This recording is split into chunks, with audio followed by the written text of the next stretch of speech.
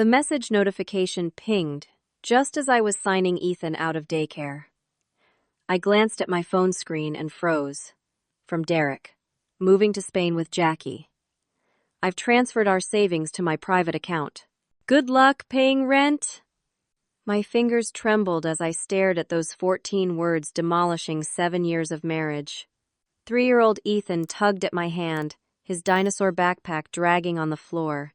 Miss Ashley, his teacher, noticed my pale face. I forced a smile, typed, "Thanks for the update," and slipped the phone into my pocket.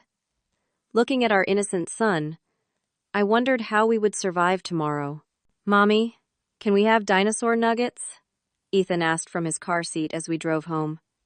His sweet voice anchored me to the present, while my thoughts spiraled through a hurricane of betrayal and panic. "Sure, sweetie. Dinosaur nuggets sound perfect," I managed to reply, my voice steadier than I felt. In the rearview mirror, I could see Ethan smiling, completely unaware that his father had just abandoned us both. My hands gripped the steering wheel tighter as memories of the past few months flashed through my mind. Derek had been working late more often, claiming big projects needed his attention. Weekend business trips had become frequent. His kisses grew perfunctory. His interest in Ethan's daily activities waned. I had attributed it to work stress, even suggesting he take a vacation. Now I realized he'd been planning his real vacation all along.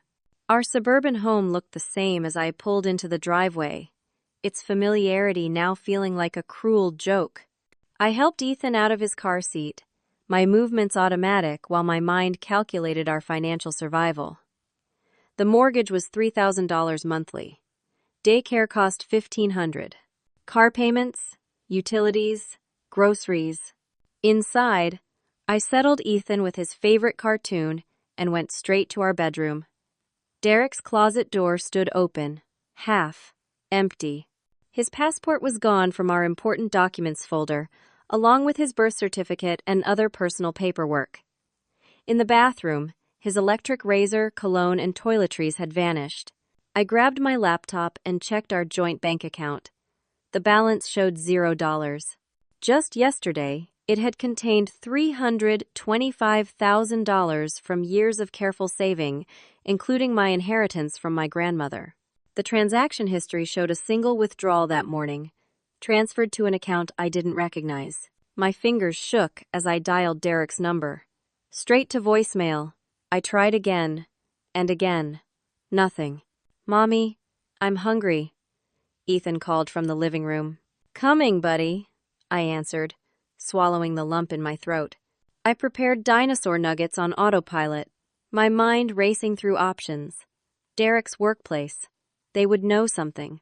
After Ethan was settled with his dinner, I called the architectural firm where Derek had worked for 5 years. "I'm sorry, Mrs. Hayes, but Derek resigned 2 weeks ago," his supervisor told me, confusion evident in his voice. "He said there was a family emergency abroad and he needed to relocate immediately. We assumed you were going with him." 2 weeks. He'd been planning this for at least 2 weeks. I thanked her and hung up, my shock deepening into a cold, hollow feeling. I began searching Derek's home office while Ethan played nearby. Credit card statements hidden in a locked drawer revealed purchases I'd never seen. Jewelry from Tiffany, weekend stays at luxury hotels, dinner reservations for 2 at restaurants I'd never visited. And finally, 2 first-class tickets to Barcelona purchased 3 days ago. Jackie. I knew her vaguely as Derek's colleague, a woman he occasionally mentioned from project meetings. Now I realized those late nights and weekend work emergencies had been with her. As I dug deeper into the desk drawers, my fingers found a manila envelope tucked behind hanging files. Inside were legal documents, and as I scanned them, my blood turned to ice. Derek had remortgaged our house 3 months ago, extracting $175,000 in equity. My signature appeared on the documents, but I had never signed them. He had forged my name, committed identity theft against his own wife. I sank to the floor, the papers scattered around me. The house I thought we owned together now carried a massive new debt I hadn't known about. He hadn't just taken our savings, He'd stolen our home's equity, too. Altogether, he had robbed us of $500,000. Ethan appeared in the doorway, his little face concerned. "Mommy, why are you sitting on the floor? Are you playing a game?" I wiped my eyes quickly and forced a smile. "Just looking for some important papers, sweetie. Did you finish your dinosaur nuggets?" As I tucked Ethan into bed that night, reading 3 storybooks because I couldn't bear to leave him alone with my thoughts, one question kept pounding in my mind. How would we survive now that Derek had stolen everything? The next morning, I woke before dawn, my eyes burning from a night of fragmented sleep. My personal checking account showed a balance of $842. The mortgage payment of $3,000 was due in 14 days. Daycare, car payment, utilities, and groceries would easily consume the remainder. I called my bank the moment they opened and explained about the drained joint account. The representative's voice softened with sympathy but hardened when I mentioned Spain. "International transfers are difficult to reverse, Mrs. Hayes, especially if the account holder authorized it. Since Mr. Hayes was a joint holder, technically he had the right to transfer the funds." Next, I called the credit bureaus to place fraud alerts on my credit report and filed a police report about the forged mortgage documents. The officer took my statement, but warned me that financial crimes between spouses could be complicated to prosecute. "You need a lawyer," he advised, "and you need one today." After dropping Ethan at daycare with a promise that everything was fine, I sat in my car and finally let the tears come. When the sobbing subsided, I called the one person I knew would help without judgment. "Tara, I need you," I told my sister, my voice cracking. 30 minutes later, Tara arrived at my house with groceries, coffee, and $500 cash. "Start from the beginning," she said, setting a steaming mug in front of me. I told her everything: the text message, the emptied account, the remortgaged house, the other woman. "That absolute snake," Tara hissed. "We're going to fix this, Eileen. First, you need a shark of a lawyer." Tara's friend had recently gone through a contentious divorce and recommended Laura Stevens, who specialized in divorce and fraud cases. I called from Tara's phone, and miraculously, Laura had a cancellation that afternoon. "Bring every financial document you can find," the receptionist instructed.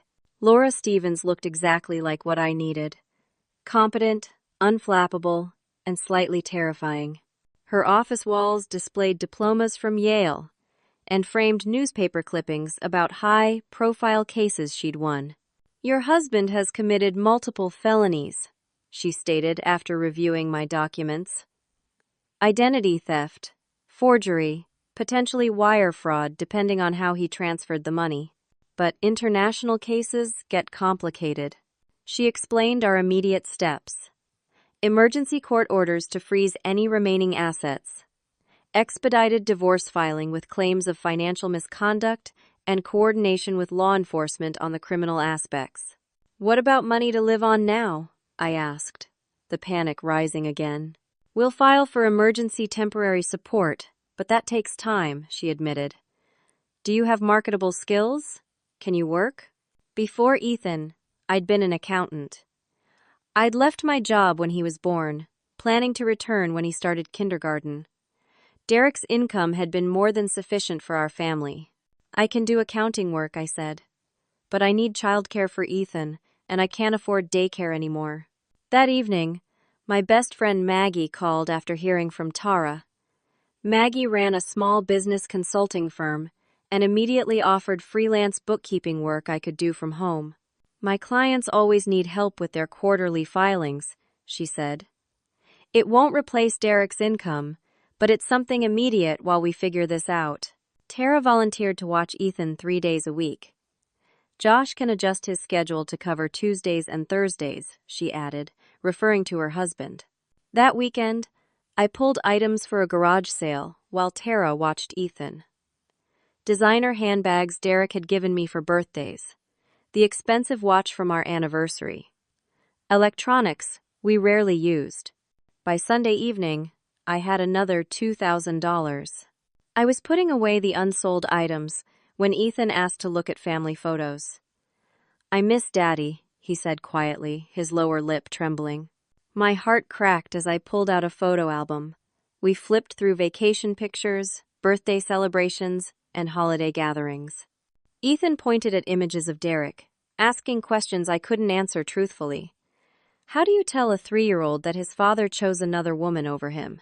After tucking Ethan into bed, I continued sorting through old photos and memory cards. In a drawer, I found an SD card I didn't recognize. Curious, I inserted it into my laptop. Dozens of photos appeared, and I froze. They showed Derek and a blonde woman at a beautiful Spanish apartment complex with ocean views. The woman was Jackie, based on her social media photos I'd found. They were embracing by a pool, dining at sunset on a terrace, walking hand in hand through cobblestone streets.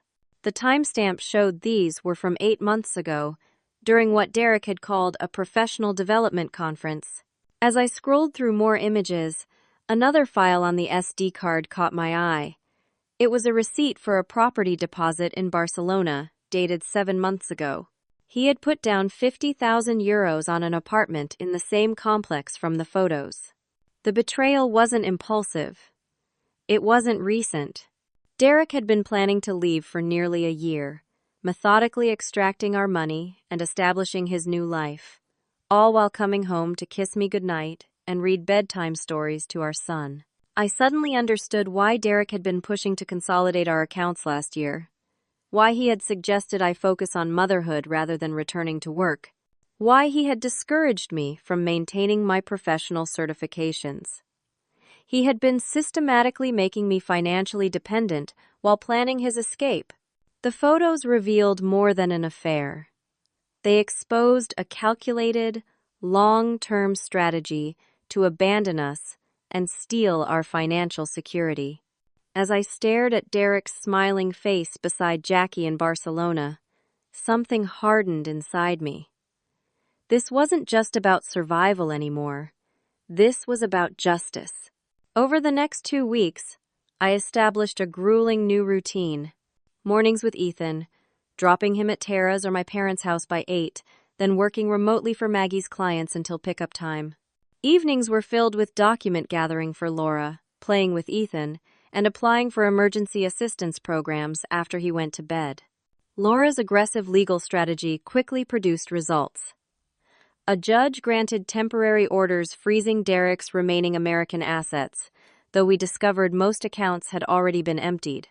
The police investigation into the forged mortgage documents was advancing, with the bank providing evidence that Derek had submitted the paperwork electronically using my email address, which he had access to.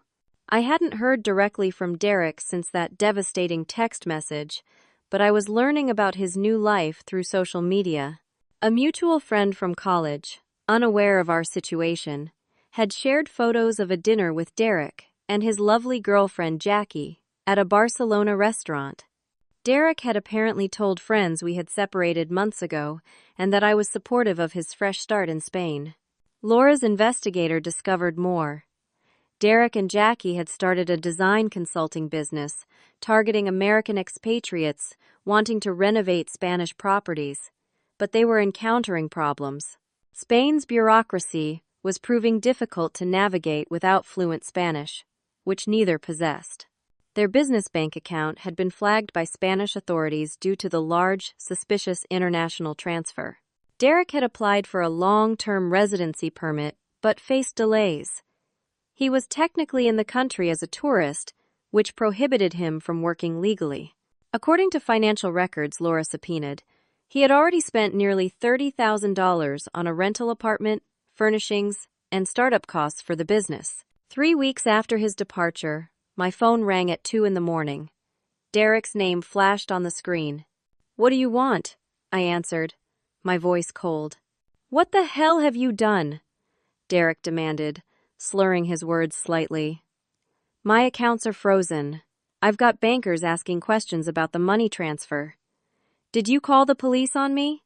You stole $500,000, forged my signature on mortgage documents, and abandoned your son," I replied steadily. "What did you expect would happen?" "That money was mine too," he snapped. "I earned it while you stayed home." "The inheritance from my grandmother was mine," I countered. "The equity in our house required my consent, which you forged. And the law says marital assets are shared equally, regardless of who earned what." Derek's tone changed, becoming cajoling. "Come on, Eileen. We can work this out without lawyers. I'll send some money for Ethan. How's the little guy doing anyway?" The casual question about the son he had abandoned without a goodbye ignited my anger. You don't get to ask about him. Not when you didn't even have the decency to say goodbye. "Don't be dramatic," Derek scoffed. "Kids are resilient. He probably doesn't even notice I'm gone." After I hung up, I received a series of increasingly angry texts from Derek, accusing me of ruining his life and threatening to never return to America if I pursued legal action. I forwarded them all to Laura, who added them to our growing file. 2 days later, Jamie, a former colleague who was traveling in Spain, sent me a private message. "Saw Derek and Jackie fighting outside a cafe in Barcelona yesterday. Awkward since they didn't see me. From what I overheard, their business isn't going well. Also, Jackie was flirting heavily with Spanish men at the bar while Derek was in the restroom. Thought you should know." I thanked Jamie for the information, feeling a strange mix of vindication and lingering pain. Derek's dream life was already showing cracks. Laura called the next day with surprising news. The Spanish bank has restricted access to the transferred funds pending an investigation into possible money laundering. Apparently, large international transfers to new accounts trigger automatic reviews in their banking system. "Does that mean we can get the money back?" I asked. "Not immediately," Laura cautioned. "But it means Derek can't access most of it either. He's filed paperwork claiming it's legitimately his money, but the review process takes months. Meanwhile, I received notice that our health insurance had been canceled. Derek had removed us from his company policy before resigning. I spent hours on the phone applying for emergency coverage for Ethan and myself. The financial strain was becoming unbearable. I had expanded my client base through Maggie's connections, but the income barely covered our essential expenses. I sold my wedding ring and other jewelry, using the money to pay the electricity bill and buy groceries. The first mortgage payment on the remortgaged house was approaching, a sum I couldn't possibly cover. At 3 a.m, exactly 5 weeks after Derek left, my phone rang again. "Eileen." Derek's voice was ragged, desperate. "Everything's falling apart here." "What do you want, Derek?" I asked flatly. "The business is finished," he admitted. Jackie lied about speaking Spanish. She said she had connections here, that she understood the local market. None of it was true. I remained silent, letting him continue. "We've spent almost $90,000 with nothing to show for it. The apartment is costing a fortune. Jackie," his voice broke, "Jackie's been going out without me. She's been seeing some Spanish businessman she met at a gallery opening." A bitter laugh escaped me. "So your mistress found a mistress?" "It's not funny," Derek snapped. "I've made a horrible mistake. I want to come home." The word home ignited my fury. "You don't have a home here anymore." "Don't be like that," he wheedled. "We can work this out. For Ethan's sake. He needs his father." "You should have thought about what Ethan needed before you stole our money and ran off to Spain," I replied. "Don't contact me again except through my lawyer." As I hung up, I realized Derek's desperate call had given me something unexpected. Strength. His Spanish dream was collapsing, while I was slowly rebuilding from the ashes of what he'd destroyed. For the first time since receiving that text message, I felt something like hope. The next morning, I called Laura to report Derek's late-night confession. "Perfect timing," she replied. "The judge granted our motion for a full financial investigation. Derek's admission that the business has failed strengthens our position that he misappropriated marital assets." I spent the weekend reorganizing our lives. I withdrew Ethan from his expensive daycare, finding a more affordable home, based option through a parent in my newly joined single mothers support group. I listed our second car for sale, calculated the bare minimum we needed to survive, and created a financial recovery plan. Tara helped me move to a smaller two-bedroom apartment, half the cost of our mortgage. My landlord, a kind older woman named Mrs. Wilkins, reduced the security deposit after hearing my situation. My first husband ran off with his secretary and our savings in 1979, she confided. Men like that deserve each other. Laura connected me with a forensic accountant who specialized in divorce cases. After examining our financial records, he discovered Derek had been making small, regular transfers to a hidden account for over a year, totaling $42,000. This shows clear premeditation, Laura explained. The judge has added the forensic report to your case file and expanded the asset freeze to include any new accounts we discover. My support network expanded in unexpected ways. The Single Mothers Group became a lifeline, offering practical advice, emotional support, and occasional childcare. Through this group, I met Amanda, whose ex-husband had fled to Mexico with their joint savings 3 years earlier. The hardest part isn't the money, Amanda told me over coffee, while our children played nearby. It's rebuilding your ability to trust. Amanda introduced me to her brother Ryan, who worked for an international financial crimes unit within the Treasury Department. Though he couldn't directly involve himself in my case due to conflict of interest policies, his professional knowledge proved invaluable. International asset recovery is complex but not impossible, Ryan explained during dinner at Amanda's house. Spain has strong financial cooperation agreements with the United States. If Derek committed clear fraud, Spanish authorities may assist in asset recovery. Ryan was different from the other men I'd met since Derek's betrayal. He listened without interrupting, asked thoughtful questions about Ethan's adjustment to our new situation, and offered help without making me feel like a charity case. When he fixed a leaking faucet in our new apartment, Ethan followed him around with wide-eyed admiration, handing him tools and asking endless questions that Ryan answered with patient good humor. 6 weeks after Derek's desperate call, Ryan arrived at my apartment with surprising news. "I need to show you something," he said, opening his laptop. "A colleague in Barcelona sent this." The screen showed property records for a development called Miramar Residences. Ryan pointed to a highlighted section. Derek purchased a 15% ownership stake in this development 3 months ago, using a Spanish corporation he established. I stared at the document in confusion. What does this mean? It means he didn't just spend the money on living expenses or his failed business, Ryan explained. He invested a substantial portion in actual real estate development. The project is legitimate and potentially valuable. How much?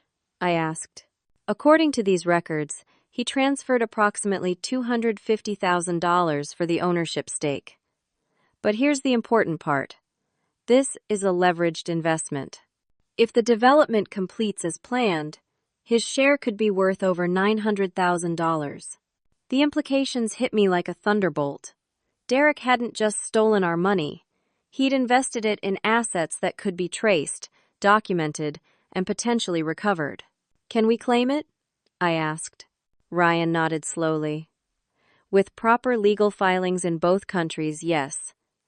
The money used was demonstrably marital assets obtained through documented fraud. Spanish courts generally respect international claims in such cases, especially with the criminal elements involved."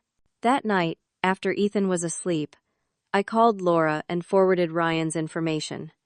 She immediately began coordinating with a Spanish attorney, specializing in international asset recovery. 2 days later, Laura called with news that left me breathless. The Spanish attorney has filed emergency petitions to freeze Derek's ownership stake in Miramar Residences, she reported. The development company has been notified of potential legal claims against that portion of the project. Derek's frantic call came within hours. "What have you done?" he shouted. I was in a meeting with investors when I received legal papers claiming my stake in Miramar is frozen. You used stolen money to buy that stake, I replied calmly. Money you took from our savings, from my inheritance, from our home equity. You'll never see a penny, Derek threatened. The money's gone forever. You can't touch me here in Spain. When I mentioned the call to Ryan the next day, he suggested recording any future conversations as evidence of Derek's state of mind and intentions. His threats and admissions strengthen your legal position, he explained. The Spanish attorney discovered more details about Derek's investment. He had leveraged the stolen money as a down payment on a much larger stake in the development. The total value was indeed potentially worth over $900,000 once the project completed, which was scheduled for the following year. The development company, upon learning of the legal situation, reached out through intermediaries to discuss settlement options. They feared negative publicity if associated with international fraud allegations. I was reviewing their preliminary proposal with Laura when Ryan called with urgent news. Derek is trying to sell his stake at a massive discount, he reported. My contact at the Spanish Financial Authority just alerted me. He's offering it at 40 cents on the dollar to a quick cash investment group. Laura immediately contacted the Spanish attorney, who filed for an emergency injunction to block the sale. A judge granted the request just 3 hours before the transaction would have completed. During the emergency hearing, Spanish authorities revealed another bombshell. Derek had not properly declared the source of his investment funds to tax authorities, potentially constituting tax fraud in Spain. With this new information, Spanish officials expanded their investigation to include tax evasion charges. That evening, Ryan came over with takeout dinner after Ethan was asleep. We sat on my small balcony, the summer night warm around us. Derek's facing serious legal jeopardy in Spain now, Ryan explained. Tax authorities there don't mess around. I never wanted this, I admitted. I just wanted back what was rightfully ours. Ryan's hand covered mine briefly, a gesture of comfort that sent unexpected warmth through me. You didn't cause this. You're just protecting yourself and Ethan. The next morning, my Spanish attorney reported that Derek had vacated his luxury apartment overnight. Local authorities had issued a supervisory order requiring him to remain in Barcelona during the investigation, but he had apparently fled. Jackie was reportedly still in Barcelona, but had moved in with her Spanish businessman. Derek Hayes, once a respected architect with a beautiful family and home, was now a fugitive hiding in a foreign country, abandoned by his mistress, pursued by tax authorities, with his stolen assets frozen by international courts. The man who had texted me so callously while I picked up our son from daycare was watching his new life crumble completely. For the first time in months, I slept through the night without waking to anxiety. Whatever happened next, I knew Ethan and I would survive. The following weeks brought rapid developments. Spanish authorities located Derek in a budget motel near the French border, traveling under a false name. He was arrested and held without bail as a flight risk. The Spanish prosecutor added charges of attempted tax evasion, false declaration of financial instruments, and violation of a supervisory order. Laura received formal notification of Derek's arrest, along with a request for cooperation from American authorities regarding the financial fraud allegations. The international nature of the case had attracted attention from specialized units in both countries. This is actually working in our favor, Laura explained during our weekly meeting. With Derek in custody, the Spanish courts can more easily process our claims against his assets. The development company behind Miramar Residences, eager to distance themselves from the scandal, made a formal settlement offer. They proposed to buy out Derek's ownership stake at fair market value, with the funds to be held in escrow pending legal resolution. Their current valuation puts his share at approximately $780,000, Laura noted, reviewing the offer. They're willing to complete the transaction immediately to remove the cloud over their project. The Spanish attorney negotiated terms ensuring the money would be transferred to American courts for proper distribution after accounting for Derek's Spanish tax liabilities. Given the circumstances, this was the cleanest possible resolution. Meanwhile, I continued building my accounting business, securing enough regular clients to create stable income. My new office was the second bedroom in our apartment, converted during evenings and weekends with help from Ryan, who built me a custom desk and shelving system. Ethan was adapting to our new life with the resilience of childhood. He still asked about Derek occasionally, but with decreasing frequency. I answered his questions truthfully but appropriately, following the advice of a child psychologist from my support group. Daddy made some bad choices and is living in another country now, but he loved you very much when you were born. I couldn't bring myself to use the present tense about Derek's love. 3 months after Derek's arrest, I qualified for a mortgage modification program designed for victims of financial abuse. The program allowed me to refinance the fraudulent mortgage at a reduced rate and extended term, making it possible to keep our original house if I chose to. After careful consideration, I decided to sell it instead, using the remaining equity to establish stability in our new, simpler life. Ryan had become a steady presence for both Ethan and me. He joined us for Sunday pancakes, taught Ethan to ride his first bicycle, and helped me navigate the emotional and practical challenges of rebuilding after betrayal.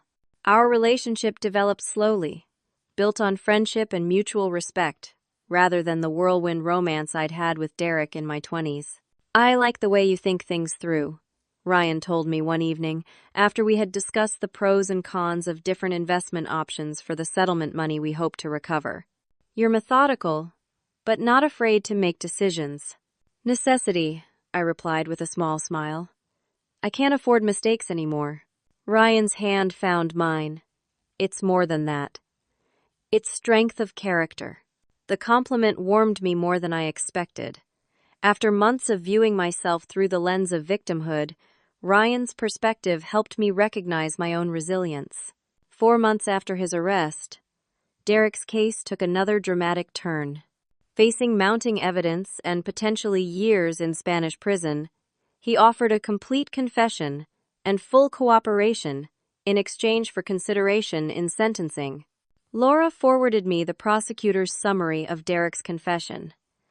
I read it alone after Ethan was asleep, my hands trembling slightly. Derek admitted to planning his escape for nearly 14 months. The affair with Jackie had begun 2 years earlier, but their plan to leave the country had developed more recently. Most shocking was his revelation about his previous relationships.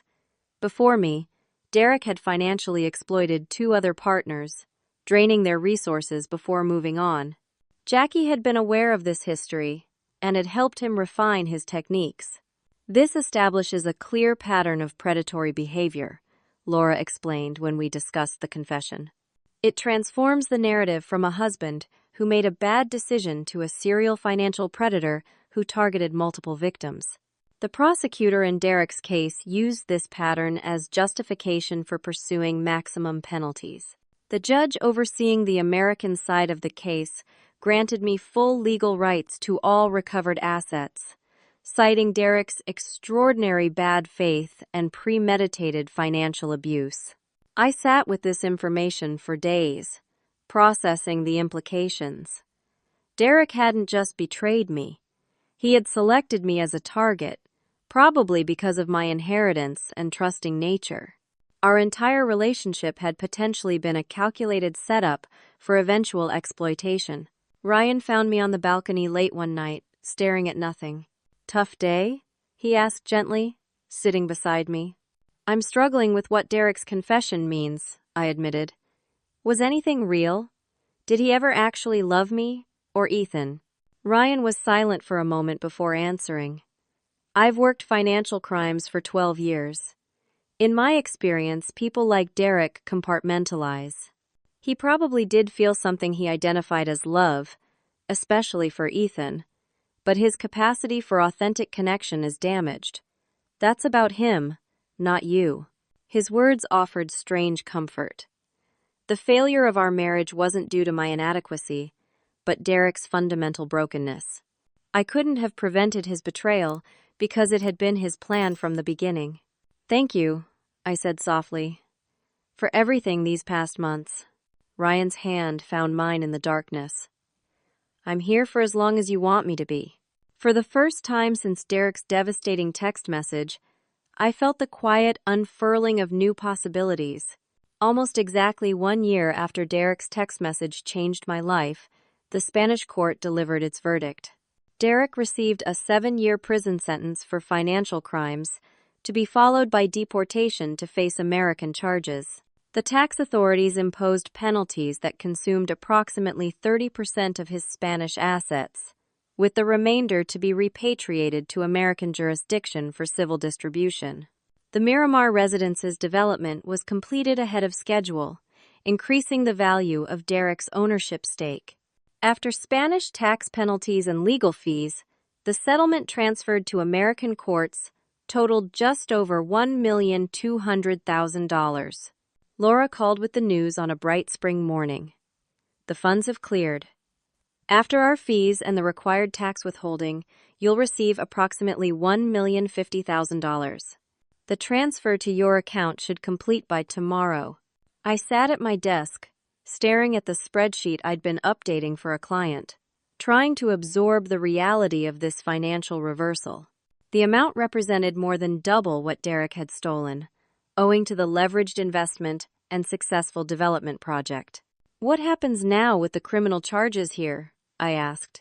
Given his Spanish sentence, the prosecutor is offering a plea agreement that would run concurrently, Laura explained. He won't see freedom for at least 7 years, possibly longer depending on parole decisions. After the call, I walked to the window of my small home office. Outside, spring flowers bloomed in the window boxes Ryan had built, and Ethan had helped plant. In the year since Derek's betrayal, our lives had transformed in ways I never could have predicted. My accounting practice had grown to support us comfortably, specializing in small business clients, and increasingly, individuals recovering from financial abuse. I'd gained certification as a financial counselor for domestic violence survivors, turning my painful experience into expertise that could help others. Ethan, now 4, had blossomed despite the upheaval. His initial confusion about Derek's absence had gradually given way to acceptance, helped by consistent routines and the stable support network we'd built. He still occasionally asked about his father, but the questions came less frequently. I used the settlement to pay off the fraudulent mortgage completely, then sold the house for a clean break from that chapter of our lives. I purchased a lovely 3-bedroom home in a family-friendly neighborhood with excellent schools, making the down payment in cash and establishing a modest mortgage I could easily afford on my own. A significant portion of the settlement went into a trust for Ethan's education. I established retirement accounts to replace the ones Derek had drained and created an emergency fund that would ensure we never faced financial insecurity again. With financial stability secured, I could focus on healing the emotional wounds of Derek's betrayal. The support group had become an important part of my life, and I now helped facilitate sessions for newcomers still reeling from their own experiences of financial abuse. It was through this work that I reconnected with Amanda, who had been my lifeline in the early days after Derek left. Over coffee, I shared my idea of creating a foundation to provide emergency funds and financial education for people escaping financially abusive relationships. Most resources focus on physical abuse, I explained, but financial abuse can be just as devastating and harder to recover from without specialized help. Amanda's eyes lit up. "Ryan mentioned you were thinking about this. I'd love to be involved." Together, we developed a business plan for the foundation, which we named Phoenix Financial Rebuilders. I committed $200,000 from the settlement as seed funding. We applied for nonprofit status and began building a network of professionals willing to provide pro bono services to clients in crisis. Our first fundraising event exceeded all expectations. Local businesses donated auction items, a community bank offered matching funds, and several of my accounting clients made generous contributions. By the end of the evening, we had raised enough to launch an emergency grant program for individuals needing immediate financial assistance to leave abusive situations. Throughout this period of renewal, Ryan remained a steady presence in our lives. His relationship with Ethan had grown naturally, built on shared interests in building projects and nature exploration. With me, he demonstrated patience and understanding as I worked through the trust issues Derek's betrayal had created. Our romantic relationship developed slowly, with clear communication and careful boundaries. Unlike the whirlwind passion I'd experienced with Derek, my connection with Ryan felt grounded in mutual respect and genuine compatibility. On Ethan's 4th birthday, Ryan joined us for a small celebration at our new home. After Ethan went to bed, exhausted from excitement and cake, Ryan and I sat on the back porch swing. "I have something to ask you," he said, his usual confidence tinged with nervousness. "That sounds serious," I replied, sensing the shift in his energy. Ryan took my hand. "I love you, Eileen. More importantly, I love the family we've been building together. I want to make it official, if you're ready." He produced a small box from his pocket. "Will you marry me?" The ring inside was nothing like the ostentatious diamond Derek had given me years ago. This was a simple, elegant sapphire that matched my eyes, set in white gold. "Yes," I answered, surprising myself with the absence of hesitation. "But I have one condition." Ryan raised an eyebrow, waiting. "I want a prenuptial agreement," I said firmly. "One that protects both of us. I need those boundaries to feel secure." Instead of offense, Ryan's face showed understanding. "I'd expect nothing less from a financial abuse recovery specialist," he said with a gentle smile. "I think it's a great idea." As he slipped the ring onto my finger, I realized how far I'd come from that devastating moment in the daycare parking lot. The text message that had shattered my world had ultimately led to a stronger, more authentic life than I could have imagined. Ryan pulled me close. "To new beginnings," he whispered against my hair. "To new beginnings," I agreed, feeling truly safe for the first time in years. 2 years after Derek's fateful text message, I sat across from Jessica, a young mother clutching tissues as she described discovering her husband had drained their accounts and disappeared with his online girlfriend. "I don't know how we'll survive," she whispered, glancing at the photo of her 6-month-old daughter on her phone. "The mortgage is due next week. I haven't worked since before the baby." I recognized the glazed panic in her eyes, the same overwhelming fear that had consumed me in those first days. Gently, I slid a folder across my desk. "This contains emergency resources, including temporary housing options if needed," I explained. "The Phoenix Foundation can cover your mortgage for 3 months while we help you create a sustainable plan." "You're not alone in this, Jessica." Relief softened her features as I outlined the immediate steps: securing new accounts, filing police reports, connecting with legal aid, and accessing community support services. By the end of our meeting, the paralyzed fear in her expression had given way to cautious hope. After she left, I updated her case file for our foundation's records. Phoenix Financial Rebuilders had assisted 76 families in its first year of operation, providing over $300,000 in emergency grants and connecting survivors with pro bono financial and legal services. The foundation had grown beyond my initial vision, now employing 4 full-time staff, including Amanda, who managed our education programs. We offered workshops on financial literacy, credit rebuilding, and career re-entry for survivors of economic abuse. Our success stories kept me motivated through the heartbreaking initial consultations. My phone buzzed with a text from Ryan. "Court went great.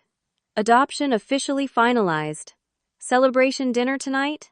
Warmth spread through my chest as I typed back. "Absolutely. Ethan's been counting down the hours." Ryan and I had married in a small ceremony the previous year, with Ethan proudly serving as ring bearer.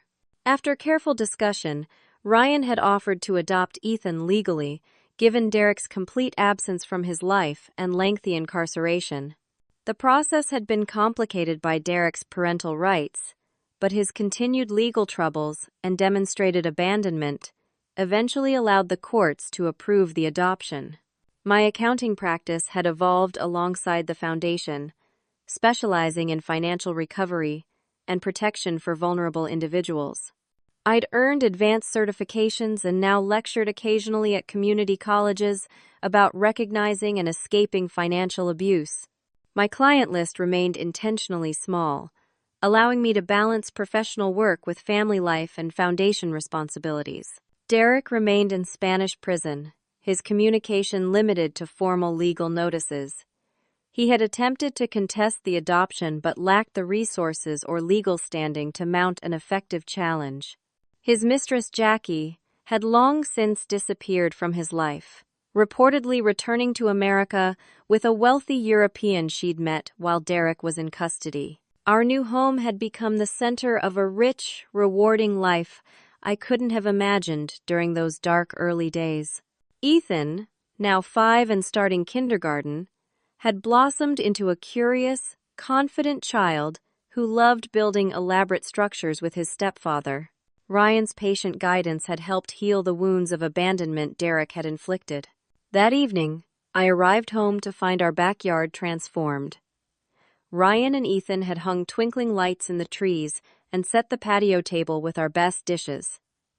A banner proclaimed Official Family Day in Ethan's wobbly handwriting. "Surprise!" Ethan shouted, running to hug me. "Dad and I did decorations while you were helping people." Dad. The word still created a complicated flutter in my chest. Ryan had never pushed for the title, allowing Ethan to determine their relationship terminology in his own time. The first spontaneous dad had come 3 months earlier, and Ryan's eyes had filled with tears even as he'd continued the Lego project they'd been building without missing a beat.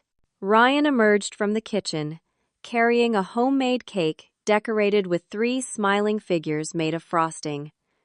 "Hope you don't mind the celebration," he said, kissing my cheek. Someone was too excited to wait until the weekend.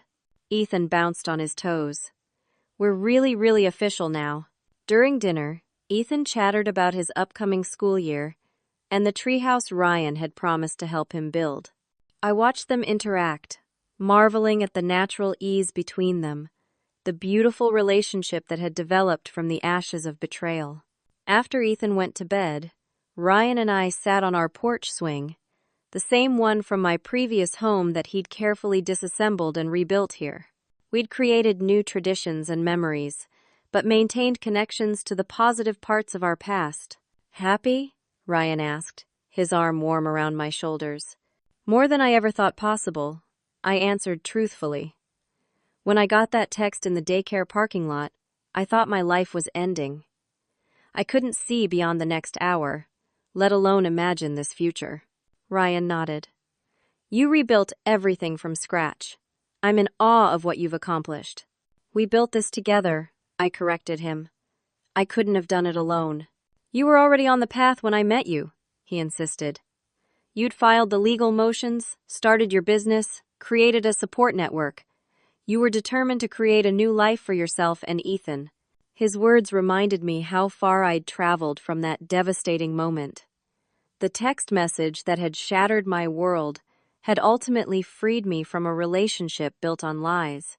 Derek's betrayal had been crushing, but it had also been clarifying, forcing me to discover strengths I hadn't known I possessed. The following week, I met with a prospective client referred by Jessica.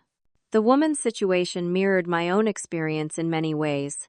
A husband who had systematically isolated her financially before disappearing with their savings. As I outlined potential resources and next steps, I shared part of my own story. "The day I got that text message was both the worst and ultimately the best day of my life," I told her. "It ended who I was, but began who I was meant to become." Her eyes widened. "You seem so together now. I can't imagine feeling normal again." "It doesn't happen overnight," I acknowledged.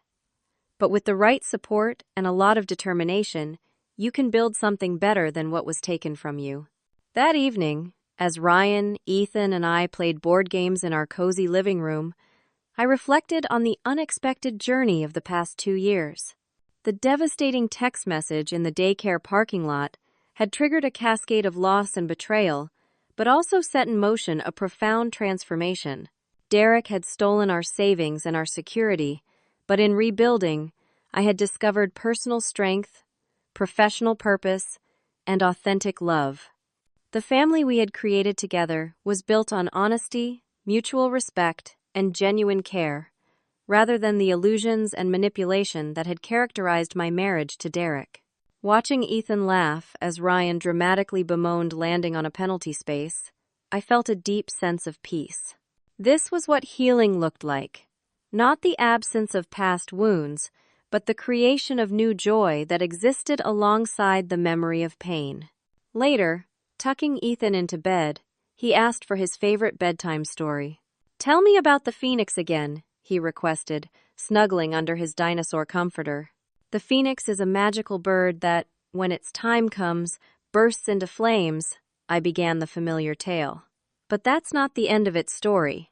From the ashes, it rebuilds itself, emerging stronger and more beautiful than before. "Like us," Ethan murmured sleepily. "Yes," I agreed, kissing his forehead. "Exactly like us." Have you ever had to rebuild your life after a devastating betrayal? How did you find the strength to start over? I'd love to hear your stories in the comments below. If this story resonated with you, please like and subscribe to see more content about overcoming life's unexpected challenges.